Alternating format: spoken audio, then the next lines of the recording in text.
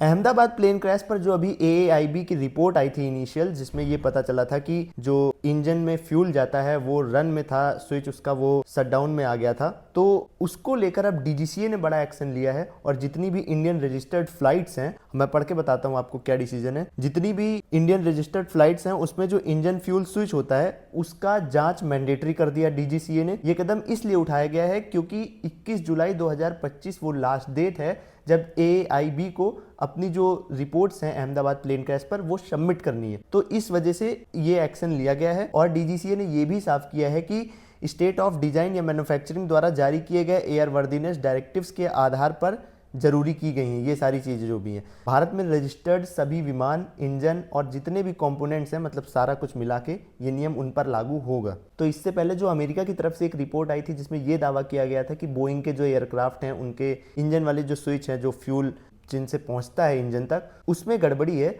तो शायद अब जो ये चेकिंग होगी इसके बाद इनमें जो पहले से प्रॉब्लम होगी उनको ठीक किया जा सकेगा। जहां तक अनुमान लगाया जा रहा है अभी तक की जो रिपोर्ट सामने आई है, या तो वो स्विच जो है वो किसी ने जानबूझकर बंद किया जो पायलट था, क्योंकि जो सवाल पूछा एक दूसरे पायलट ने को पायलट से अपने, तो एक पहला शक ये। दूसरा शक जो है इलेक्ट्रॉनिक खामियां, क्योंकि इससे पहले भी ये बात कही जा चुकी है कि बोइंग के जो विमान हैं उनमें इंजन वाला जो स्विच है उसमें प्रॉब्लम है।